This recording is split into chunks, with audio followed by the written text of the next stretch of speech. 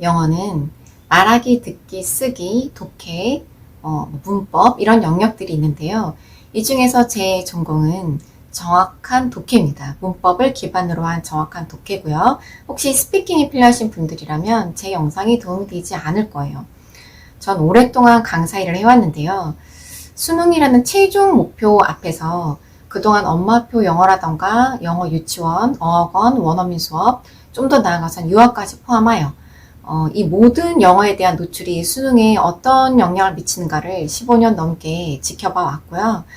그러다 보니 얼마나 많은 시간과 금전적 노력을 쏟아 부었는가를 이렇게 생각을 해보면 이 학생들이 받아든 수능 성적표는 가히 배신이다 라는 생각이 들 수밖에 없어요. 그래서 고등부 자녀를 두신 분들은 개나 소나 3등급이야 라는 말을 이제 우스갯소리로 하시게 되는데요. 온갖 지원을 다 받은 친구나 학교 생활을 그냥 성실히 충실히 학교 수업만 받은 친구나 3등급에서 다 만나게 된다는 얘기죠. 이게 왜 그럴까를 생각해 보면 수능 영어는 철저히 독해에 기반을 두고 있기 때문이에요. 자, 살아 숨쉬는 영어가 아니라 문자화해서 종이에 얌전히 누워있는 글을 읽는 거예요.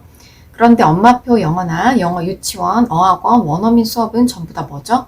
네, 살아 숨쉬는 영어를 익히는 거예요. 독해 실력을 키우는데 필요한 직접적인 자원을 얻는 게 아니기 때문에 어릴 때 그렇게 많은 시간적, 금전적 투자를 했음에도 불구하고 수능 점수와 연결될 만한 의미 있는 작업들은 아니었다라는 거죠. 특히 살아 숨쉬는 영어, 우리 스피킹을 한번 생각을 해볼까요? 자, 스피킹은 대화하는 대상이 있게 되죠. 자, 상대방의 말투, 얼굴, 표정, 몸짓, 이 모든 것들이 대화를 이해하는 데 있어서 도움을 줍니다. 자, 흔히 말하는 눈치 또는 감이라는 것이 중요한 역할을 하게 돼요. 하지만 수능이라는 것은 수능에서 요구하는 독해는 종이에 얌전히 누워있는 글자라고 했죠. 이때 여러분에게 필요한 건 문법 지식을 바탕으로 정확하게 독해하는 능력뿐이에요. 근데 문법 지식이 부족하면 이 지문에 적혀져 있는 소재를 보고 나의 경험치를 보태서 해석을 하게 됩니다. 즉 감을 이용하게 된다는 건데요. 자, 예를 들어 소재가 모성애였다고 해볼까요? 자, mother, love 이런 아름다운 단어를 우리가 보게 되면 나도 모르게 왠지 이 지문 전체의 내용이 긍정적일 것이라는 어떤 선입견을 가지고 글을 읽게 되고 실제로 그렇게 읽혀집니다. 아주 위험한 독해를 하고 있게 되는 건데요. 그리고 출제자는 그렇게 독해를 하고 있을 학생들이 있다는 것까지 감안을 해서 걸려들 수밖에 없는 아주 매력적인 오답을 만들어 둔다는 거죠. 중학교 1학년, 2학년, 3학년 내내 문법을 배우게 되고 고등부에서 갑자기 수준 높은 독해로 넘어가게 됩니다. 이 공백을 최대한 줄이고자 하는 게 제 채널의 목적입니다. 문법 하나를 잘 배워두면 내가 나중에 스피킹을 공부하던 아니면 라이팅을 하든 독해를 하든 전부 다 두루두루 써먹을 수가 있어요. 그런데 문법을 빼고 공부를 하게 되면 어느 수준 이상부터는 자꾸 감에 의존하게 됩니다.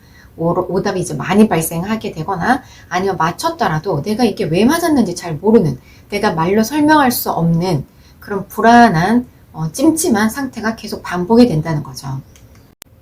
가장 먼저 들어보실 강의는 끄덕끄덕 그래머 섹션에 있는 7개의 강의들입니다. 작은 새가 높은 하늘에서 이렇게 내려다보며 숲 전체의 모습을 한 번에 관찰할 수 있듯이 세세한 문법 법칙들을 공부하기 전에 어떤 동사와 그 무리들을 한번 전체적으로 내려다볼 수 있게 해주는 조감도 역할을 하고 있습니다. 내가 앞으로 독해를 할 때 무엇을 어떻게 적용해야 되는지에 대한 기초 자원들을 쌓는 것이 목적이에요. 자, 7개의 강의를 다 듣는데 걸리는 시간이 얼마 안 걸릴지 몰라도 이것을 온전히 내가 이해하는 데는 훨씬 많은 시간이 필요하겠죠. 이해할 수 있는 수준까지 쭉 이어보시면서 원서나 영어 교과서를 통해 계속 확인 작업을 하셔야 돼요. 동사가 하나밖에 쓸 수 없다고? 에이, 아닌 것 같은데? 어디 진짜 그런가 한번 볼까? 이런 마음으로 확인하는 작업이 필요합니다. 그러다 보면 이거 동사 여러 개 쓰였구만 이런 문장들이 보이실 거예요. 그때 바로 그런 지점이 질문을 할 수 있는 계기가 발생하는 거고 능동적인 공부가 가능해지는 건 거예요.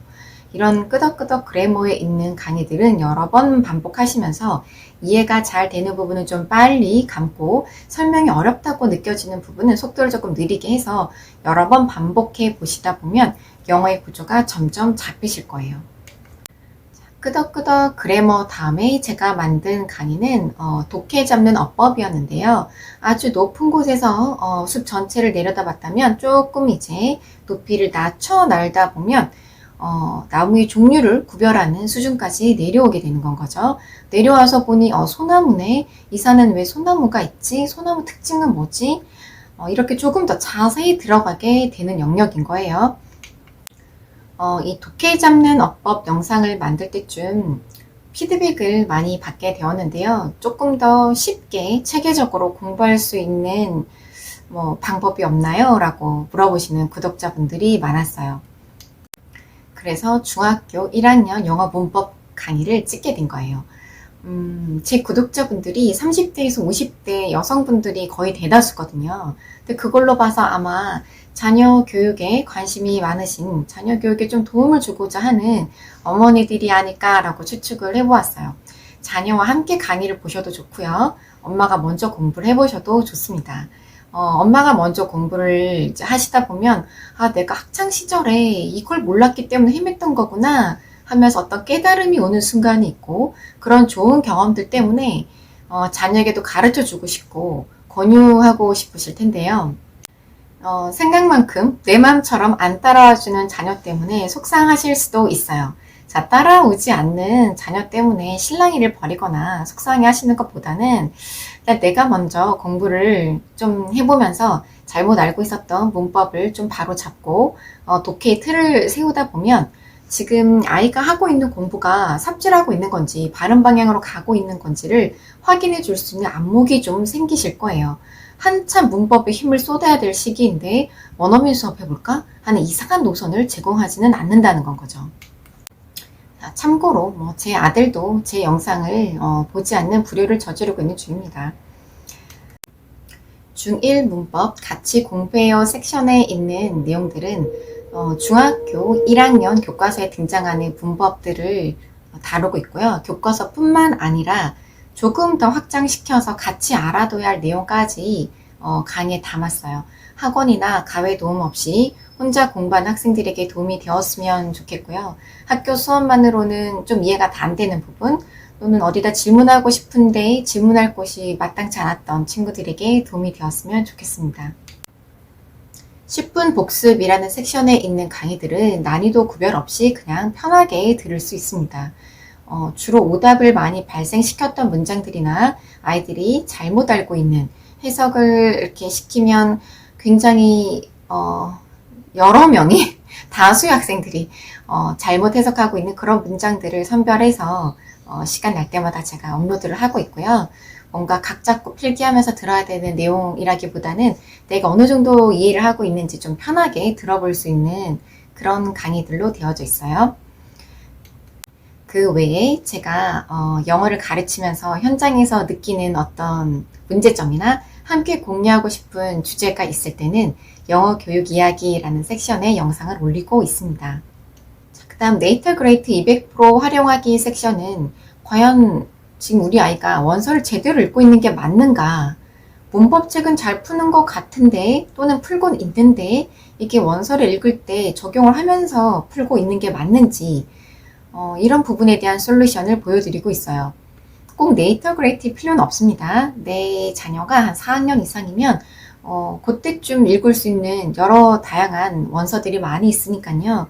그 중에서 한두 권을 이용해서 한번 적용해 보시면 쉽게 이렇게 하라는 거구나 라는 걸 캐치하실 수 있을 거예요. 많은 아이들이 문법 문제집은 풀면서 독해를 할 때 어떤 부분이 막히면 내가 문법 문제집을 통해서 배웠던 어떤 개념들을 이용을 해서 이 독해에 써먹어야 되는데 그 과정이 자연스럽게 넘어오지 않는 경우가 상당히 많습니다. 그런 것들을 문법은 최종 목표가 독해라고 말씀드렸잖아요. 문법 문제집을 푸는 게 목표가 아니라 그 문법 자원을 익혀서 독해에 어떻게 써먹는지까지 가는 게 최종 목표이기 때문에 어릴 때 영어 유치원을 다녔어야만, 어학원을 나왔어야만, 또는 어학연수를 다녀왔어야만 가능한 게 아니에요. 그렇게 했다고 해서 더 쉬운 것도 아니에요. 절대 아닙니다. 네. 올바른 방향으로 가기만 하면 누구나 받을 수 있는 점수예요. 꿈의 점수가 아니기 때문에 내가 가지고 있는 에너지가 한정되어 있는데 그거를 이것도 하고 저것도 하고 이것도 하면서 너무 분산시키지 말고 필요로 하는 자원을 얻는데 집중해서 가셨으면 좋겠습니다. 자, 여러분이 주신 피드백 덕분에 제가 이 채널을 계속 유지할 수 있는 동력을 얻고 있고요. 어느새 꿈만 같았던 구독자 1000명이 되었습니다. 정말 너무너무 감사드립니다. 전 여전히 아직도 영상 찍는 게 너무 힘들어요. 네. 편집 기술은 정말 안 늘고요. 뭔가 이렇게 영상을 찍을 때마다 내가 혼자 지금 뭘 하고 있는 건가? 라는 현타가 늘 와요. 자, 그럼에도 불구하고 제가 누군가에게 도움이 되고 있다라는 사실이 저를 계속 움직이게 하거든요. 제가 학창 시절에, 선생님 같은 분을 만났으면 영어가 재밌었을 거예요. 라던가, 다시 영어 공부를 시작했는데, 너무 재밌어요. 또는 독해가 이제 되기 시작했어요. 영어의 숲이 보이기 시작했어요. 이런 피드백들을 주시면 제가 또 거기에 힘입어서 이렇게 현타가 옴에도 불구하고 꾸역꾸역 다시 일어나서 원고를 쓰고 카메라를 보면서 여러분을 만날 준비를 이렇게 하고 있습니다. 여러분이 원하시는 방향을 댓글로 많이 남겨주시면 제가 반영해서 더 도움이 되는 채널이 되도록 할게요. 항상 시청해주시고 응원해주시는 여러분 모두 감사합니다.